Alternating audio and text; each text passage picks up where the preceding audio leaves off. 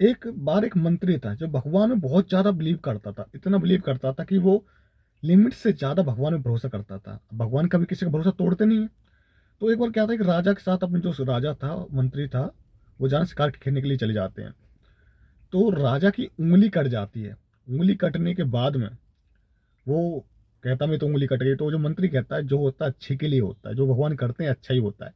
तो वो राजा उसे कहता तूने ऐसा क्यों बोला, मेरी तो उँगली कट गई, मुझे दर्द हो रहा है और तुमने कह रहे हो ये सब अच्छा हुआ, इसको सलाखों में मतलब कि जेल में डलवा दो, सलाखों में डलवा दो।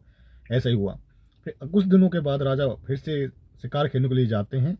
मंत्री साथ में नहीं होता, उसकी सेना होती है, वो घोड़े पे बहुत आगे निकल जाते हैं। तो वहां पे आदिवासी उस राजा को पकड़ लेते हैं और किसी देवी की या किसी देवता की बलि चढ़ाने के लिए उनको जैसे बांधते हैं। तो देखते चेक किया जाता है कि कहीं पे कोई हाथ कटा हो तो नहीं है। जब उनकी उंगली कटी मिलती है तो उन्हें छोड़ देते, क्योंकि इस वजह से, क्योंकि उसे मतलब कि अधूरी बलि माना जाता है, इसलिए उन्हें छोड़ देते हैं। तो राजा वापस उसके पास आता है कि तुमने सही कहा था, जो अच्छे के लिए होता है, लेकिन मुझे एक चीज़ समझ नहीं आई।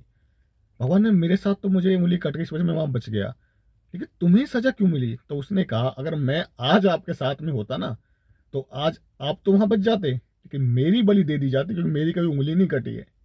तो भगवान सब कुछ सही करते हैं। अगर आपका आज बुरा दिन चल रहा है ना, तो कुछ अच्छे के लिए चल रहा हो, कुछ टीच किया जा रहा होगा, कुछ सिखाया जा रहा होगा आपको, क्योंकि भगवान सिखाने के लिए आपको बुरे वक्त में डालेंगे।